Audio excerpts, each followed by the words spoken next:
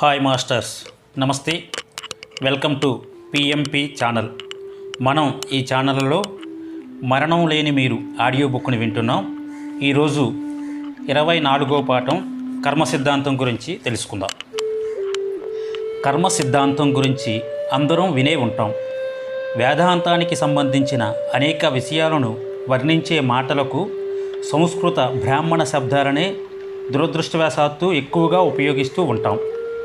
శరీర నిర్మాణ వైద్య శాస్త్రాలలో ఇతర విజ్ఞాన శాస్త్రాలన్నింటిలోనూ కూడా లాటిన్ భాష పదాలనే ఎక్కువగా ఉపయోగిస్తున్నట్లు పువ్వుల రకాల పేర్లు, మొక్కల పేర్లు, శరీరంలో ఓ కండరము, రక్తనాళము చేసే పనిని వర్ణించే పేర్లు, ఇలాంటి విషయాలకన్నింటికీ కూడా లాటిన్ భాషతో కూర్చిన పదాలనే ఉపయోగిస్తుంటారు. ఈ ఆనవాయితీ విజ్ఞాన శాస్త్ర ప్రచారాల్లో మొదటి నుంచి ఉంది. తమకు తెలిసిన విజ్ఞానాన్ని డాక్టర్లు తమ దగ్గరే ఉంచుకునే ప్రయత్నాన్ని చేసేవాళ్ళు. అప్పటి డాక్టర్లు నిజంగా ఉపయోగింపదగిన విజ్ఞానం ఉండేది. విధిగా అందరూ లాటిన్ భాషను అధ్యయనం చేయవలసి వచ్చేది. డాక్టర్లు కాని వాళ్లకు, చదువు రాని వాళ్లకు అర్థం కాకుండా ఉండేలా అప్పటి డాక్టర్లు తమ వైద్య విద్యలో ఎక్కువగా లాటిన్ మాటలనే వాడుతూ ఉండేవాళ్ళు. ఈ ఆచారం ఇప్పటికీ ఇలాగే కొనసాగుతుంది. విజ్ఞాన శాస్త్రంలోని పదాలన్నీ లాటిన్ భాషలోనే ఉండడం వల్ల కొన్ని లాభాలు కూడా ఉన్నాయి. ఏ భాషను మాట్లాడే శాస్త్రజ్ఞుడైనా ప్రపంచంలోని ఏ దేశపు శాస్త్రజ్ఞుడితోనైనా లాటిన్ ఉపయోగించి తన భావాలను స్పష్టంగా అందించగలుగుతాడు. ఓ నావలోనో, ఓ విమానంలోనో రేడియో యంత్రాలను ఉపయోగించే వాళ్ళు మోర్స్ కోడును లేక క్యూ కోడును అనే పేరు గల పద్ధతిలోనే తమ సంకేతాలను పంపించుకోవడంలోని ఉద్దేశ్యం సరిగ్గా ఇదే. ప్రపంచం మొత్తం మీద ఉన్న అనేక రేడియో అమెచ్యూర్ ప్రపంచంలోని అన్ని భాషలను వాడుకోవడం కుదరని పని కాబట్టి అందరికీ అర్థమయ్యే ఇలాంటి కోడులను ఉపయోగించి తెలివిగా స్పష్టంగా అర్థమయ్యేలా సంభాషించగలుగుతున్నారు. గుప్త విజ్ఞాన శాస్త్రాలలో ప్రావీణ్యతను సంపాదించిన వాళ్ళందరికీ సంస్కృతం బాగా తెలిసి ఉంటుంది. కాబట్టి కర్మ అనే మాట వినబడగానే జరిగే ప్రతి పనికి ఉన్న కారణం, పని తరువాత కనిపించే ఫలితం, ఈ రెండింటినీ అనుసంధానం చేసే ఓ సిద్ధాంతం స్ఫురణకు వచ్చి తీరుతుంది. కర్మ సిద్ధాంతంలో రహస్యం ఏమీ లేదు, భయపెట్టే విషయం ఏమీ లేదు. ఈ గ్రంథంలో మేము వేదాంతాన్ని వివేకం అనే పునాది మీద నిలబెట్టి చూపించే ప్రయత్నాన్నే చేస్తూ ఉన్నాం. పెద్ద పెద్ద సంస్కృత పదాలని ఉపయోగించాలని అనుకోవడం లేదు. ఎందుకంటే వేదాంతంలో ఏ విషయమూ అర్థం చేసుకోలేనంత కష్టమైనదేమీ కాదు అని మా అభిప్రాయం. కాబట్టి కర్మ సిద్ధాంతం అనే మాటను వేదాంతం నుంచి తొలగించి చూద్దాం. వేదాంతాన్ని మరిచిపోయి దైనందిన న్యాయానికి వద్దాం. మా అర్థం ఏమిటో పరిశీలించండి. జానీ ఫలానా అనే కుర్రాడికి ఓ క్రొత్త మోటార్ సైకిల్ను కొనిచ్చారు. అత్యంత శక్తివంతమైన ఆ బండి మీద కూర్చొని గొప్ప శబ్దాన్ని చేస్తూ ఉంటే జానీకి ఒళ్ళు పులకరిస్తూ ఉంటుంది. ఊరికే కూర్చోవడం మాత్రమే కాదు, మెల్లగా క్లచ్ని వదిలిపెట్టి ఆ బండిని మొదట నెమ్మదిగా,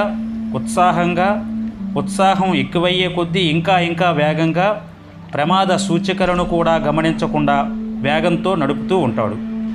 ఉన్నట్లుండి జానీ వెనుక ఓ పోలీస్ సైరన్ వినిపిస్తుంది. ఓ పోలీస్ కారు జానీ మోటార్ సైకిల్ని దాటి వెళ్ళి అతన్ని రోడ్డు ప్రక్కకు ఆగేలా చేస్తుంది. మన జానీ అయిష్టంగానే బండిని ఆపి అయిష్టంగానే దిగి పోలీస్ విధించే స్పీడు జరిమానా కోసం ఎదురుచూస్తూ ఉంటాడు.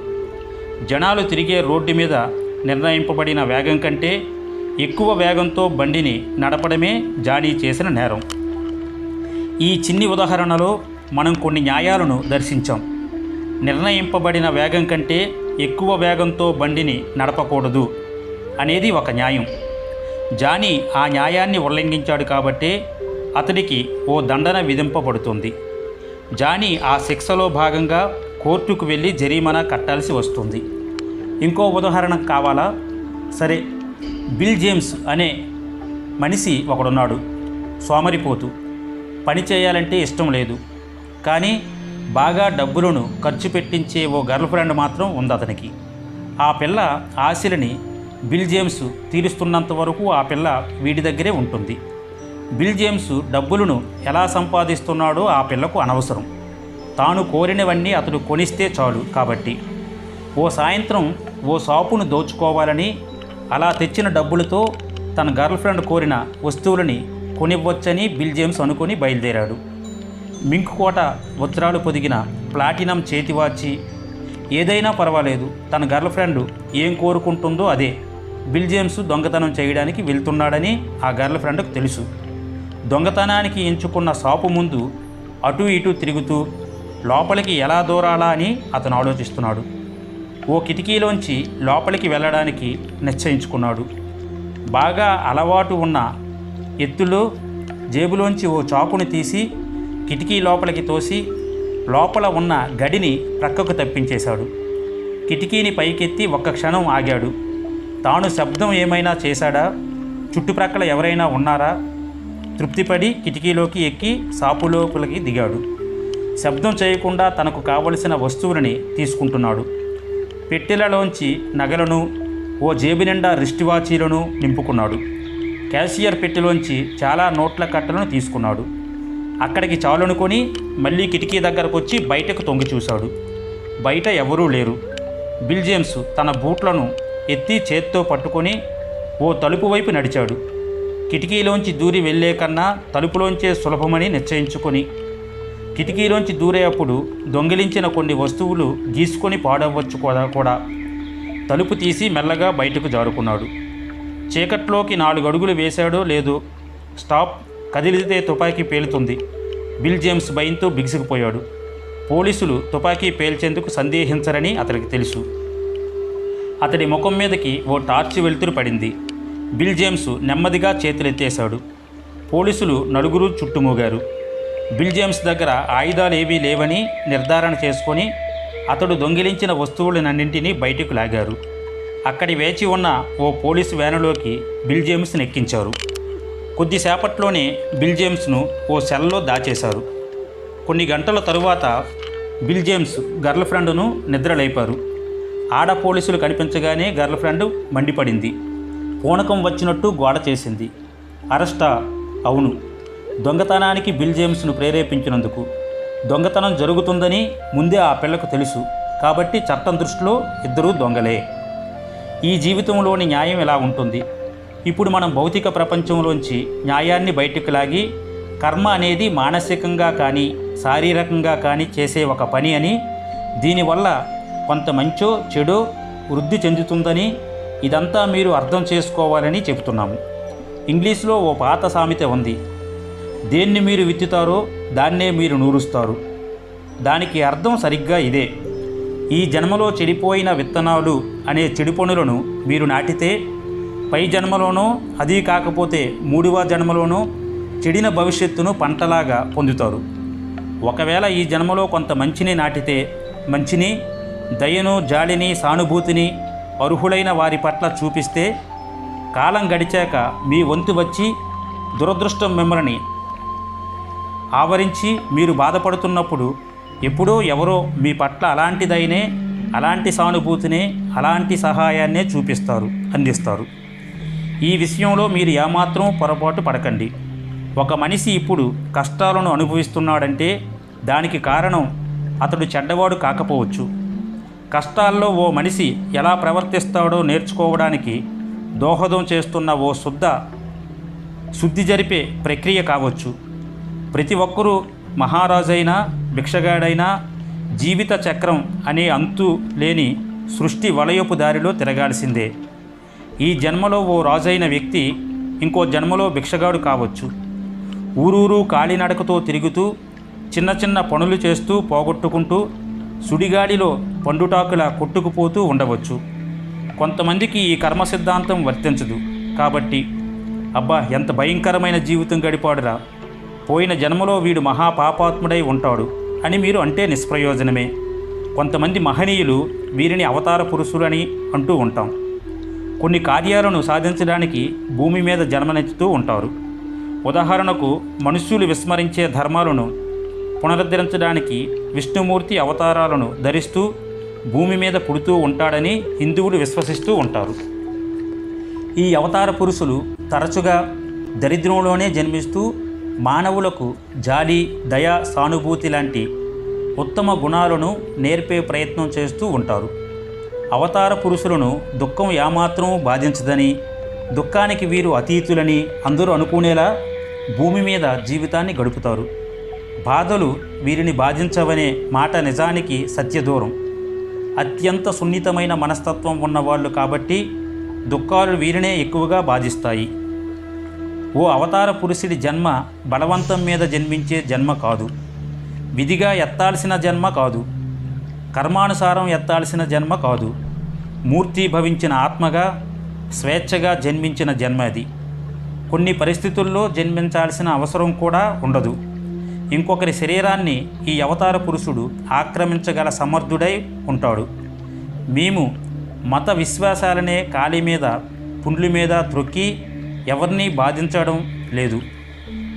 కానీ మళ్ళీ ఒక్కసారి పరిశుద్ధ గ్రంథాన్ని అంటే బైబిల్ని జాగ్రత్తగా పరిశీలిస్తే రక్షకుడు అంటే జీసస్ ఓ మనిషిగా జోసెఫ్ మేరీలకు జన్మించిన కాలాంతరంలో జీసస్ పెద్దవాడైన తరువాత నిర్జన అరణ్యంలో క్రీస్తు ఆత్మ, రక్షకుడి ఆత్మ క్రిందకు దిగి వచ్చి జీసస్ శరీరం నిండా నిండిందని మనం గ్రహించవచ్చు. ఇంకో రకంగా చెప్పాలంటే వేరొక ఆత్మ వచ్చి తనను ఆవాహిస్తున్న జోసెఫ్ మేరీల కుమారుడైన జీసస్ శరీరాన్ని ఆవహించిందని మనం తెలుసుకోవచ్చు. కొంతమంది స్వార్థపరుల వల్ల ఈ భూమి మీద ఎన్నో దురదృష్టకరమైన సంఘటనలు, అంతులేని దరిద్రము ఏర్పడుతున్నాయి అని మేము అనుకోవడం లేదు. కనుకే ఈ మాట చెబుతున్నాం. సత్యం ఏమిటంటే దురదృష్టం వల్ల, దరిద్రం వల్ల ఏం సాధించవచ్చో నేర్పడానికే, తద్వారా మనకు ఎంతో మేలు చేయడానికే వీళ్ళు జన్మిస్తున్నారు. మనం చేసే ప్రతి పని వల్ల కొన్ని సంభవిస్తూ ఉంటాయి. ఆలోచన అనేది ఓ విలువైన శక్తి. మీ ఆలోచన ఎలా ఉంటుందో మీరు అలాగే ఉంటారు. పవిత్రమైన ఆలోచనలను మీరు చేస్తూ ఉంటే మీరు పవిత్రులే అవుతారు. కామం గురించి మీరు ఆలోచిస్తూ ఉంటే మీరు కాముకులే అయిపోయి మలినులవుతారు. అంతేకాకుండా మీరు భూమి మీదకు మళ్ళీ మళ్ళీ తిరిగి వస్తూ ఉండవలసి వస్తుంది. మీలో కోరికలు మంచి ఆలోచనల వల్ల, నిర్మలత్వం వల్ల నశించిపోయే వరకు ఈ జన్మల పరంపర నుంచి మీరు తప్పించుకోలేరు. ఏ మనిషి నాశనమైపోడు. అనంతంగా శిక్షను అనుభవించే అంత చెడ్డవాళ్ళు ఎవరూ లేరు. అంతులేని నరకం అనేది మతాధికారులు తమ అనుచరులను తమ వద్దే కట్టి పడేసుకోవడానికి ఉపయోగిస్తున్న ఓ ఉపకరణం మాత్రమే. అనంతమైన కష్టాల గురించి, శాశ్వతమైన నరకం గురించి క్రీస్తు బోధించలేదు. ఓ మనిషి పశ్చాత్తాపపడిన తరువాత, శోధన జరిగిన తరువాత ఆ మనిషి రక్షింపబడతాడని, ఉద్ధరింపబడే అవకాశం అతనికి మళ్ళీ మళ్ళీ ఇవ్వబడుతుందని క్రీస్తు బోధించాడు. అప్పులు చేస్తూ చేసిన రుణాలను తీర్చుకుంటూ ఉండే పద్ధతిని కర్మ అంటాం. మీరు ఒక దుకాణంలోకి వెళ్ళి కొన్ని వస్తువులను తెచ్చుకుంటే ఈ రుణాన్ని మీరు ద్రవ్యంతోనే తీర్చాల్సి ఉంటుంది. ఈ బాకీ చెల్లుబడి అయ్యేంతవరకు మీరు రుణగ్రస్తులయ్యే ఉంటారు. కొన్ని దేశాల న్యాయం ప్రకారం మీరు అప్పు తీర్చలేకపోతే మిమ్మల్ని అరెస్టు చేసిన తరువాత మాత్రమే దివాలా ఎత్తినట్లు ప్రకటిస్తారు. ప్రతి ఒక్కరూ రుణ విముక్తులు కావాల్సి ఉంటుంది. ఎవరైనా సరే అప్పులు తీర్చాల్సిందే, ఒక్క అవతార పురుషుడు తప్ప. ఈ మహనీయుడికి కర్మ బంధించదు. అవతార పురుషుడికి కర్మ సిద్ధాంతం వర్తించదు. కాబట్టి అవతార పురుషులు కాని వారందరూ ఈ భూమి మీద ఓ మంచి జీవితాన్ని గడిపే ప్రయత్నాన్ని చేసి కేవలం తాత్కాలికమైన ఈ జీవితాన్ని కాస్త తగ్గించుకోవచ్చు. ఇతర గ్రహాలపై ఉత్తమ లోకాల్లో జన్మనెత్తి ఎక్కడికన్నా సంతోషంగా ఉండవచ్చు. మనతో హద్దు మీరిన వాళ్ళని మనం క్షమించాలి. అలాగే ఎవరి దగ్గర మనం హద్దు మీరుతామో వాళ్లను క్షమాపణ కోరాలి. సత్కర్మ చేయడానికి మంచి మార్గం ఏమిటంటే ఎవరు మన కోసం ఏం చేస్తే మనకు సంతోషం కలుగుతుందో అలాంటి వాటినే మనం ఇతరుల సంతోషం కోసం చేస్తూ ఉండడం. కర్మను మనలో కొందరే తప్పించుకోగలరు. మనం అప్పు చేసి మళ్ళీ దాన్ని తీర్చాలి. మనం ఇంకొకళ్ళకు మంచి చేస్తాం, వాళ్ళు మనకు మంచి చేయాల్సి వస్తుంది. మనకు మంచి జరిగితే బాగుంటుంది కాబట్టి మనమే ముందుగా ఇతరుల మేలును కోరుకోవాలి. వాళ్ళ మీద దయ చూపించాలి. వాళ్లకు మన సానుభూతిని అందించాలి. వాళ్లకు చేతనైన సహాయం చేస్తూ ఉండాలి. మనుష్యులకు మాత్రమే కాకుండా సమస్త జీవరాశుల మీద కారుణ్యాన్ని మనం కలిగి ఉండాలి. ఓ దేవుడి దృష్టిలో మనుష్యులంతా ఒక్కటే, అంతకన్నా గొప్ప దేవుడి దృష్టిలో సమస్త జీవరాశులు ఒక్కటే. కాబట్టి అన్ని జీవరాశుల మేలు కోరాలి.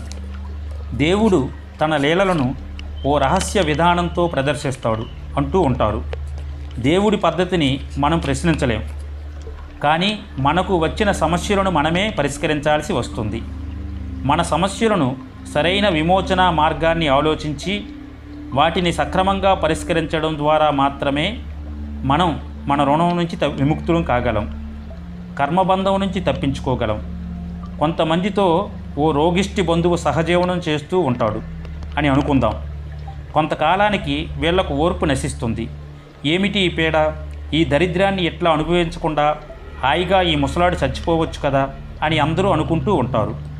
బహుశా దీనికి మా జవాబు ఏమిటంటే, ఈ ఉదాహరణలో ఉన్న వాళ్ళందరూ ముందుగా నిర్ణయించుకొని ఉన్న పద్ధతిలోనే తమ తమ జీవితాలను గడుపుతూ ఉన్నారని. ఈ రోగిష్టి మనిషిని తిడుతున్న ఈ మనిషి బహుశా అతన్ని రక్షిస్తూ ఉండడానికే ఈ భూమి మీదకి వచ్చి ఉండవచ్చు. మనం రోగిష్టి వాళ్ళను బాగా చూసుకోవాలి, వాళ్ళ ఆరోగ్యం పట్ల శ్రద్ధ వహించాలి, వాళ్ళను సరిగ్గా అర్థం చేసుకునే ప్రయత్నం చేయాలి. బహుశా ఇదే మనం మన కర్తవ్యంగా నిర్ణయించుకొని భూమి మీద జన్మించి ఉండవచ్చు. మనలను విసిగిస్తున్న మనిషిని మనం కసురుకుని కేవలం ఓ చేతి కదలికను ప్రదర్శించి దూరంగా తోసేయవచ్చు. కానీ జబ్బుపడ్డ మనుషులు సర్వసాధారణంగా బాగా సున్నితమైన మనస్తత్వాన్ని, స్వభావాన్ని కలిగి ఉంటారు.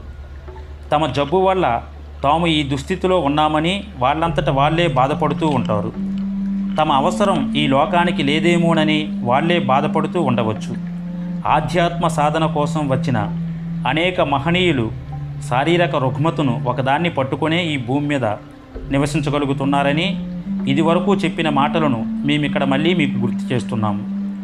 ఓ వ్యక్తి మీ సహాయాన్ని అర్థిస్తే మీరు అతడిని కసిరి కొడితే మీకన్నా ఎంతో గొప్ప ఆధ్యాత్మిక ఉన్న ఓ మహానుభావుడికి మీరు తీరని క్షోభను కలిగిస్తూ ఉన్నారని మీరు ఎప్పుడూ గుర్తుంచుకోవాలి. మాకు ఫుట్బాల్ వంటి శ్రమపడే ఆటల మీద మక్కువ లేదు, కానీ మిమ్మల్ని ఓ ప్రశ్న అడుగుతున్నాము. అలాంటి ఆటల్లో బాగా పేరు తెచ్చుకున్న ఏ ఆటగాడైనా ఆధ్యాత్మికంగా ఏ కొంతైనా అభివృద్ధిని సాధించిన విషయం మీరు ఎప్పుడైనా విన్నారా? కనీసం ఆధ్యాత్మికం అన్న మాటనైనా తప్పు లేకుండా ఆ గొప్ప క్రీడాకారుడు వ్రాయగలడా? స్థూల శరీరంలో ఏర్పడే ఓ రుగ్మత నిజానికి ఆ వ్యక్తి ఆధ్యాత్మిక అభివృద్ధి కోసం నిర్దేశింపబడిన ఓ రహస్య విద్యగా, సాధారణంగా స్వీకరించగలిగిన ప్రకంపనాల వేగం గల తరంగాల కన్నా ఎక్కువ ప్రకంపనాల వేగం ఉన్న తరంగాలను స్వీకరించి గ్రహించగలిగిన సిద్ధిని సాధించడానికి ఉపయోగపడే ఓ సాధన అని మీరు ఏమాత్రం సంశయం లేకుండా గ్రహించాలి. కాబట్టి రోగుల మీద కాస్త సానుభూతిని మీరు చూపించాలి, సరేనా? ఓ రోగిష్టిని మీరు ఎప్పుడూ కసురుకోకండి. అతడి ముందు మీ ఓర్పుని ఎప్పుడూ పోగొట్టుకోకండి. మీకు అర్థం కాని ఎన్నో సమస్యలను ఆ రోగి సహిస్తూ ఉన్నాడని ఎప్పుడూ మరువకండి. ఇలా మీరు ప్రవర్తించాలని చెప్పే మాటలలో మీ స్వార్థానికి ఉపయోగపడే అంశం ఒకటి ఉంది. ఆ రోగిష్టి మనిషి ఆధ్యాత్మికంగా మీకన్నా ఎన్నో రెట్లు ఉన్నతిని పొంది ఉండవచ్చు. అలాంటి మహనీయుడికి మీరు చేసే సహాయం మీకే సహాయకారి కావచ్చు. ఓకే ఫ్రెండ్స్, ఇంతటితో 24వ పాఠం ముగుస్తుంది. మళ్ళీ 25వ పాఠంలో కలుద్దాం. Okay, thank you.